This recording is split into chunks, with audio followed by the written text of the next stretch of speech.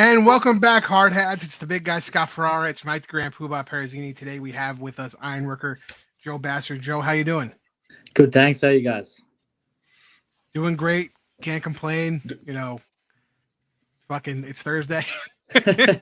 Nearly But there. we're doing good. Appreciate you coming back on the show. We had you on last year, and we wanted to get you back on this year. And it's still stinging that loss to New England a little bit. Not gonna lie. But I think it's one of those matches where unfortunately we kind of shot ourselves in the foot. We're getting right into it if you didn't notice.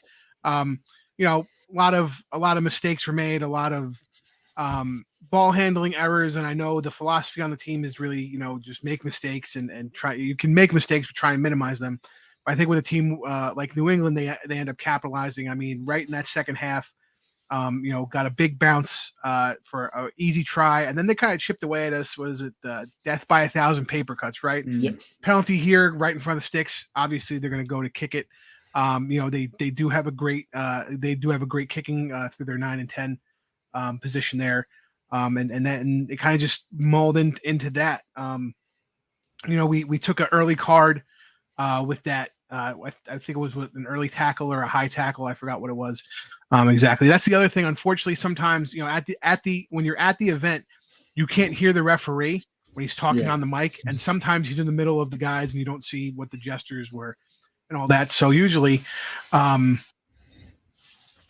text Mikey. I'll text Mikey. I'll be like, Mikey, what'd they call? And sometimes he'll be like, you're like 5 minutes ahead of me. Wait. Yeah. Or I'm at the bar and I can't hear because there's a million things going on as well. Yeah. So Yeah. I'm like, I missed our buddy Chris Lynn from New England. Listen, I'm hoping we'll bounce back, and I'm hoping in April when we go up to New England, we're gonna come back with a win, Chris. I'm still trying to figure out if I can go out there or not. My wife's on me about taking too many rugby trips this year, so that's fun. But yeah, talking about that, I think we also had guys who were injured. We have Jack Heighton, I know, was out with a head knock and really needed that break. I know we had Brad Tucker and oh gosh, who the hell am I thinking of? We had Hamish on the bench. Brad Tucker didn't play. Brendan O'Connor didn't play. So we had to give guys rest. We have guys injured. Rugby's a game of attrition, but it's also the game of next man up, right? Yep. And we just have to execute a little bit better on that. I think going into a bye,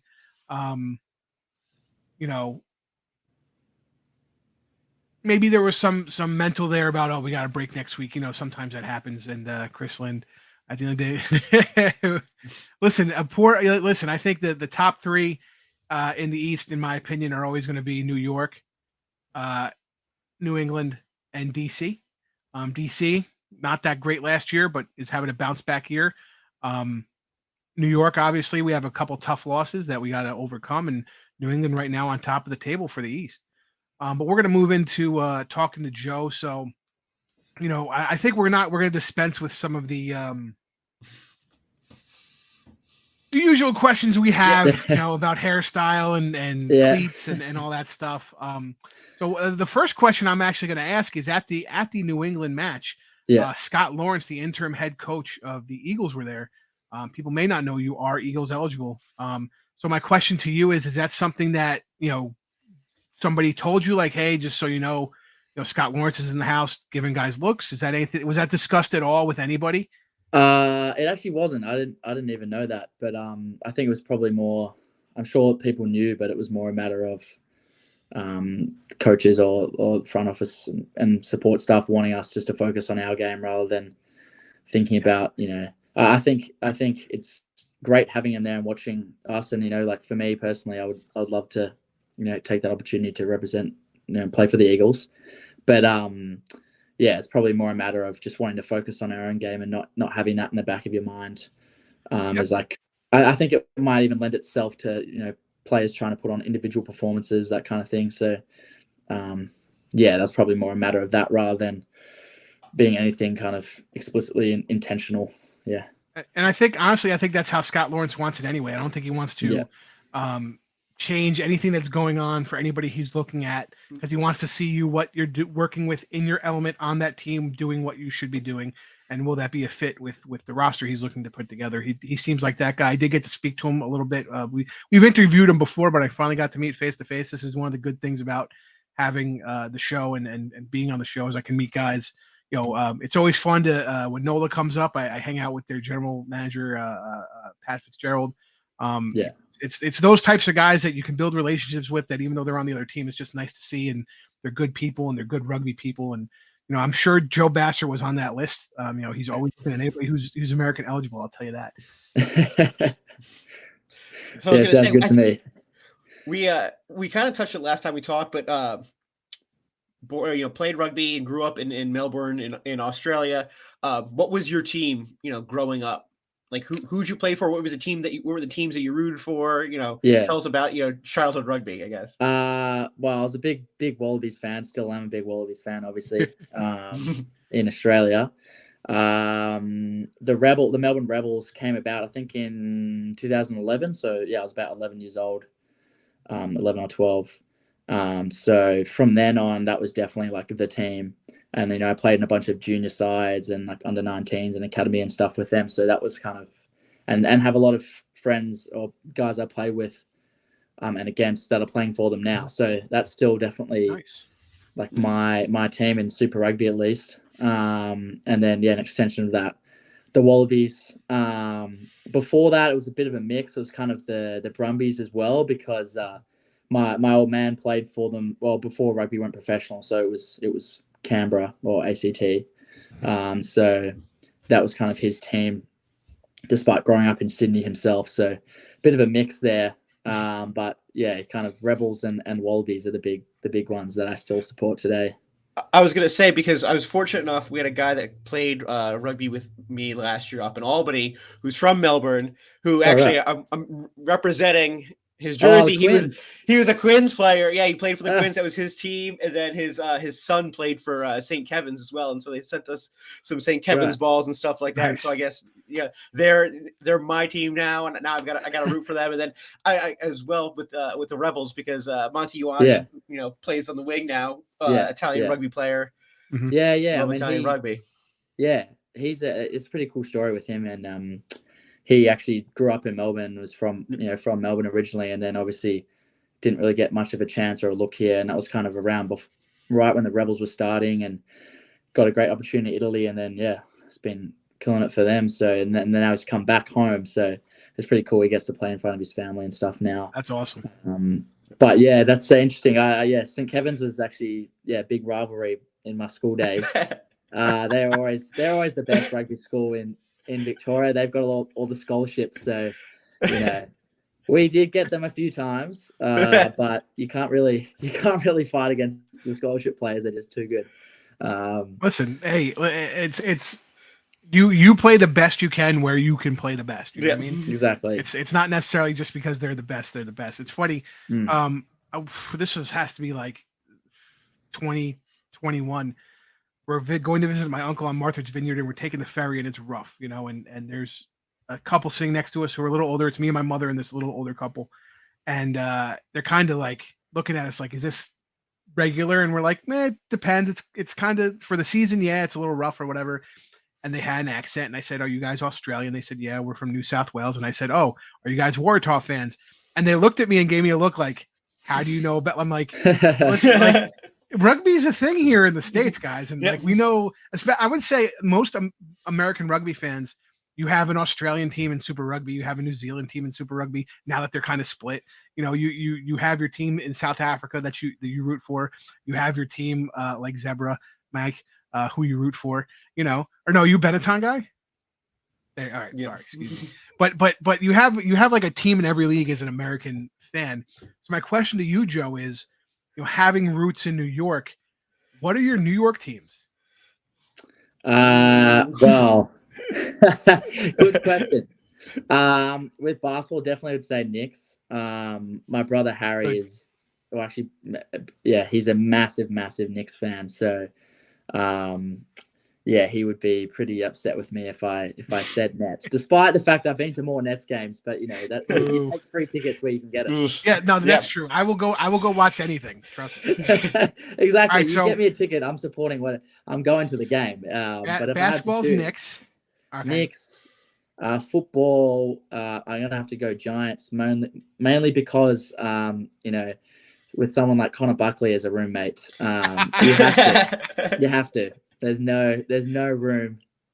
And then baseball, I probably go against Buckles in this sense, and I'll go Yankees. Yeah, he's a big Mets guy. Most foreign people, and I'll consider you foreign for this discussion, are Yankees fans just because you know the 27 championships and people all across the globe wear Yankees hats. So I mean, I think that's kind of par for the course. Me, I'm a Mets fan.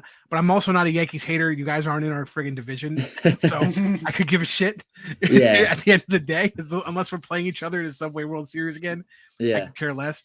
But all right, so now hockey. You gotta give us 4. So what's hockey? Definitely Rangers. Thank you, Jesus. Definitely Rangers. If you said Islanders, I would have thrown you right off the show. I mean, these teams, when it comes to like the Yankees and the Rangers, it's more a matter of who I've seen play, and I've seen the Yankees and the Rangers play, and all the games I've been to for those two teams, they won, and it was a great experience. So it's kind of remind me to take Joe to the playoffs this year for the Rangers. Yeah, I went last year, and it was like I arrived, and within 10 minutes, the Rangers scored 3 goals, and it was like, yeah, this is my team. Easy decision. And the MSG was going wild. Oh, that's awesome. Yeah. So that you mentioned the teams now that you like. This is your second year with the Ironworkers. Are you feeling more like a New Yorker or a tri-stater? Is it becoming a second nature to you? Definitely.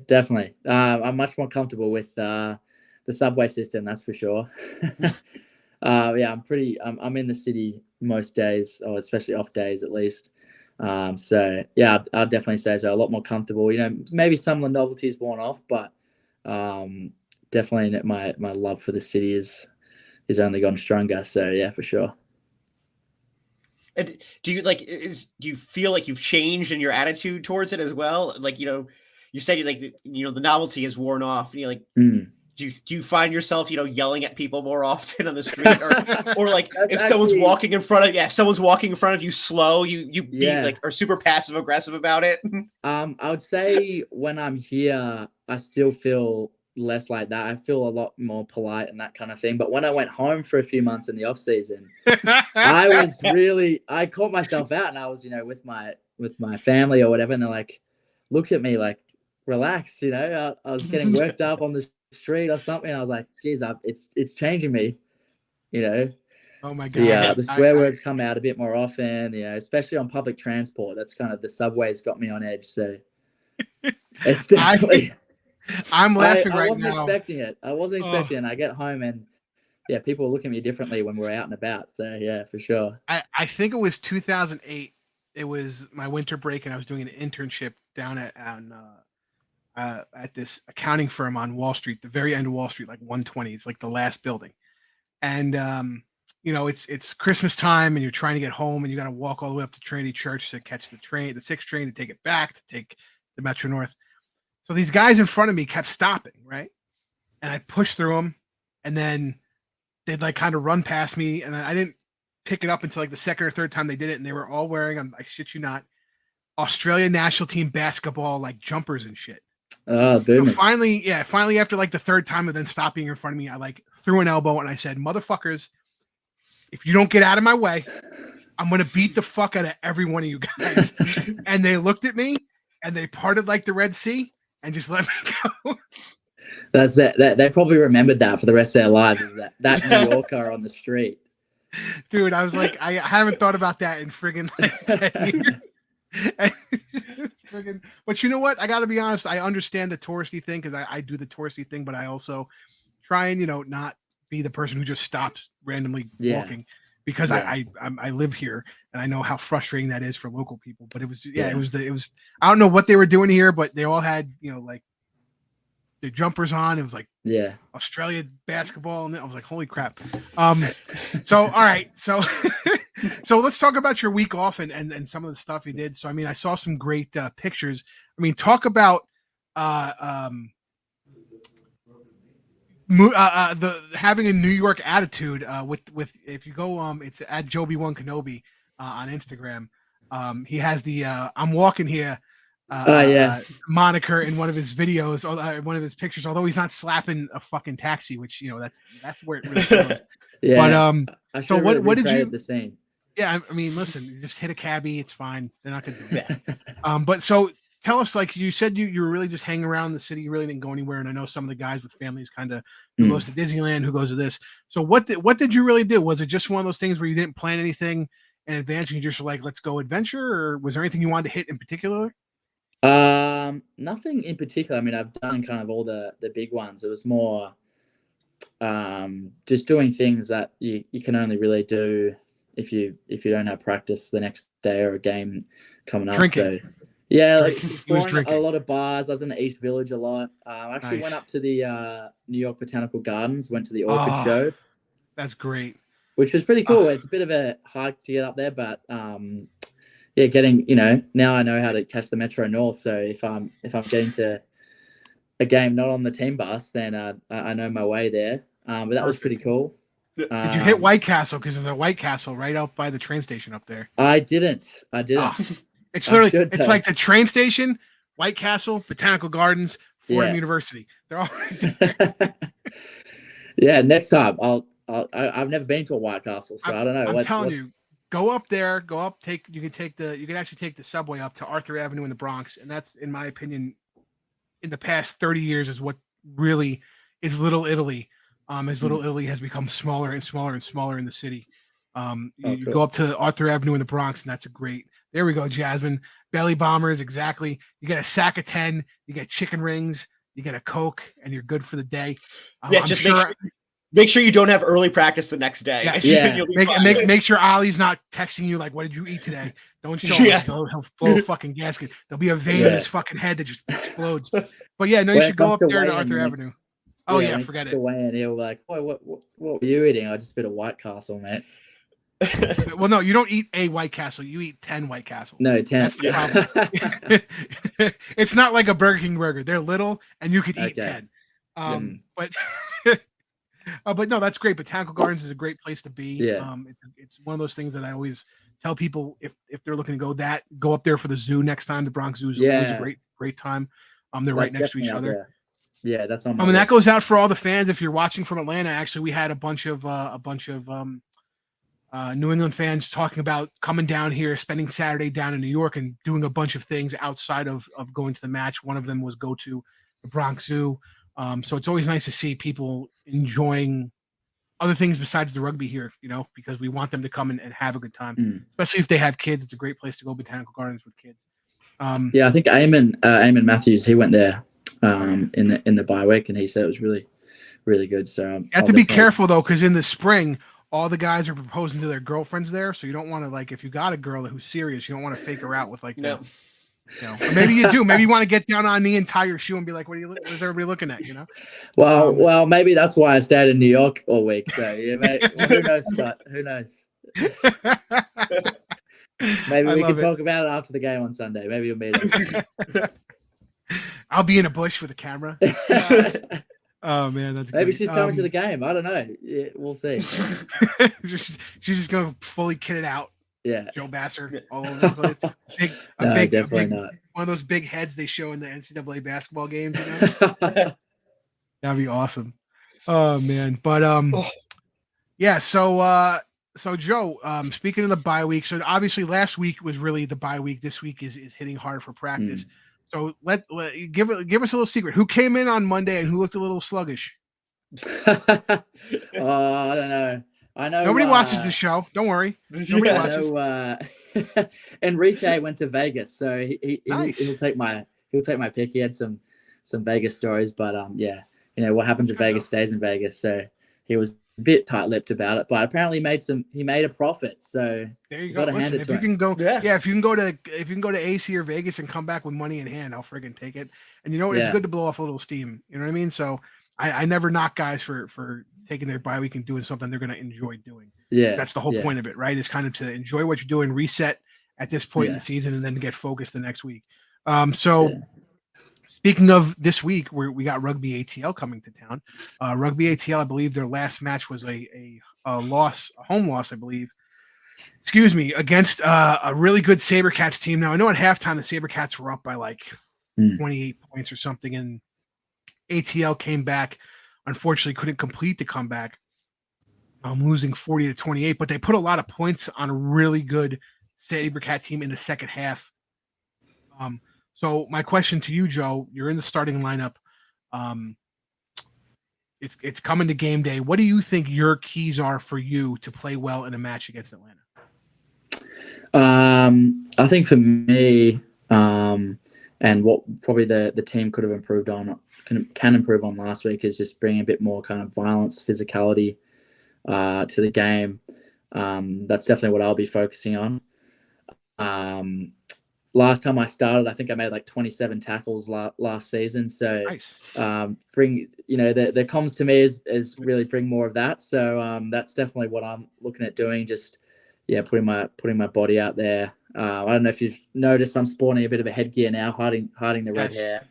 A bit of false sense of security, to get the gain line or the line speed up. So that's definitely what I'll be focusing on. Dominance in the physicality and just work right on the field. I love playing in the 7 jersey. So hopefully that will go well. I was going to say, so you mentioned your goals for, this coming week. What are your goals for, the rest of the season, going forward?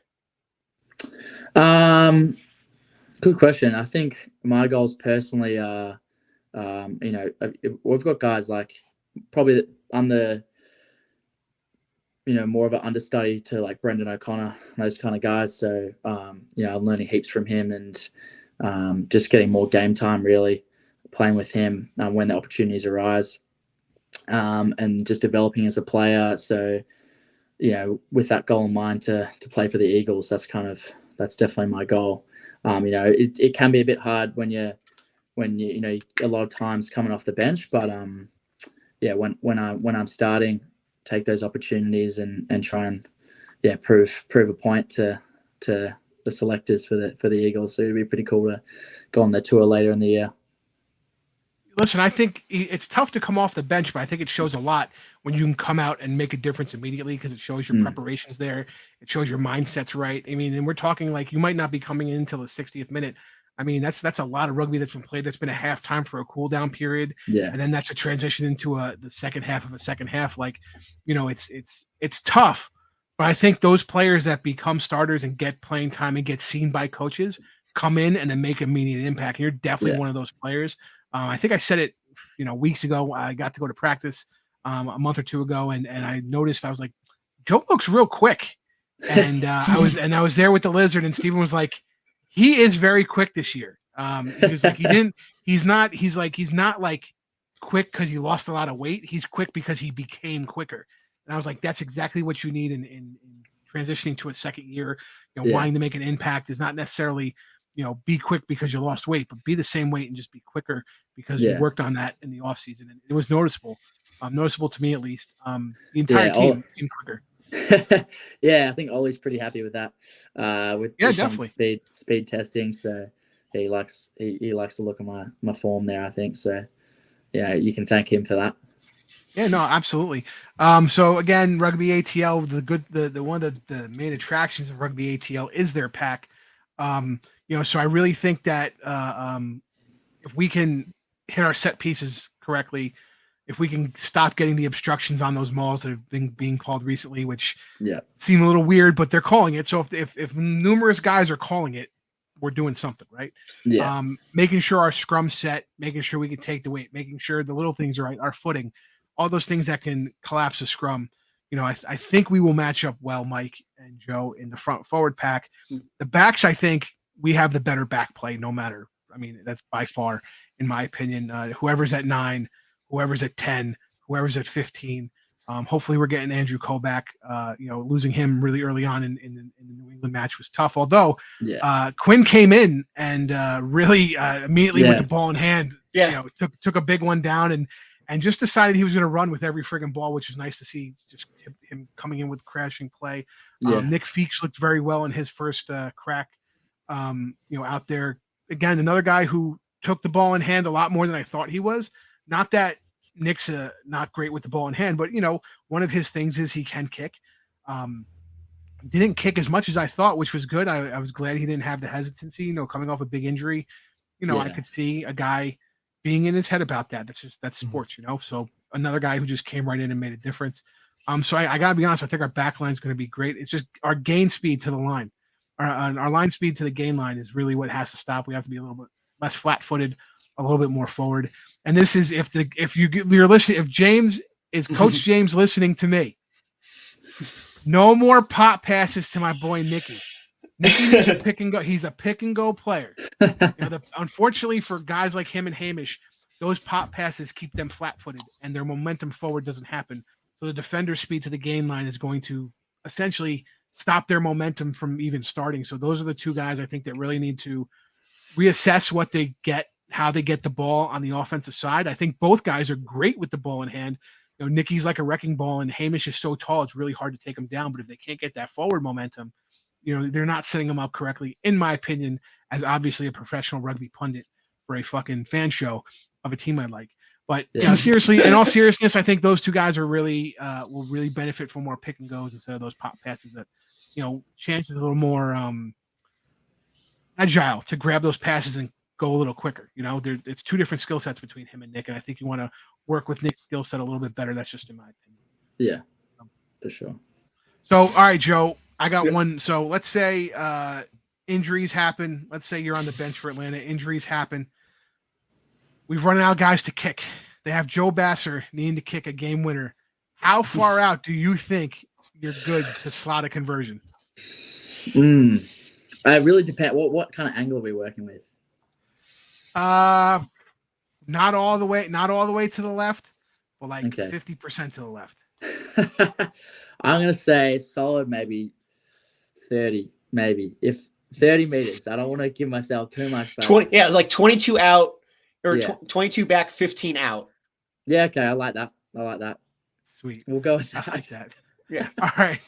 That's awesome, I'm slotting it. I'm slotting it. I used to do kicking comps. You never know. Brother. You never know. Yeah. I in New England Rugby Football Union, the tiebreaker for those matches was everybody taking penalty kicks. I slotted my first and only kick right in front of the post. I'll never do it again. I just went and I just drilled it, and I was like, head down, drill it. Our buddy Alex Tringali, who was our 8-man, we called him Triangles, was our best kicker, believe it or not. He was like, just head down and drill it. Okay, converted. Now here's the real question. All the backs, break their ankle in the last play or, have it, and you're down by 1 and you're knocking on the, the line, but it doesn't seem like anything's happening. And you're lined up in the slot 10 meters back. Are you taking that drop goal? I'm taking that drop right goal. To the sticks. I'm taking that drop goal. The Sammy Windsor, baby. Yeah, you gotta back yourself. I'll grow out a mustache in about 3 seconds. On the field. Appear. It'll just appear, and I'll go like this, and then swat it straight through. That's great. So before we go, Mikey, let's get a score prediction for you. I would say, both teams are looking for a rebound after, Hot Atlanta's tough loss last week, and coming off a bye. I am going to be pessimistic and say Ironworkers by 5. Man, we're thinking, because I'm going Ironworkers -5. You get 3, -3 for the home. You get the extra 2 for a conversion. In my opinion, I think we'll be 5 because I think Atlanta's going to want to come out and put on a show. And it's about how we can bounce back after a tough loss and a bye week. And it's always that first 20 minutes. Atlanta's going to punch us in the mouth. Are we going to stand there and make sure we don't drop in those first 20 minutes? It seems like the issue. Can we hold in that in that first half, and then can we execute in that second half? Absolutely. Listen, historically, every single MLR team comes out of the bye week slow. That's not a knock on Rooney. That's every single team I've ever seen comes out of a bye week slow. Don't know why. It's just the way it is. So listen, we get through the first 20 minutes. I think it'll be tight. I think we'll go into a tight halftime and we'll kind of open it up in the last 20. You playing our game. But guys, join us at the tailgate. We're going to be at the bottom floor of the Best Buy, as always. Me, Alecki, Rob Rorty, Mike Rodriguez, Jason Zimmerman, all my buddies. We're going to be there. We usually get there around 11:30. Please come have an adult beverage with us. We put out a little bit of a spread. We got the new flag, which is behind me over there stand. We're going to put out. We got a new sign for Nate, Captain Nate this week. So we're going to debut the new sign in the stands. And I sit in section 06. Come say hi, grab a picture, say hello. Joe, thank you so much for coming on the show, buddy. Thanks so much for having me again. It was good fun talking to you guys again. Always see a you at the pleasure, game, man. Scott. Yeah, definitely. I'll see you on Sunday. Usually they let me on the field. Who knows? Sometimes it's a little sketchy. But I'm the big guy, Scott Farrar. That's Mike the Grand Poobah Parazzini. We'll see you guys 30 minutes before kickoff time to do our preview show against Atlanta. Have a good week, everybody.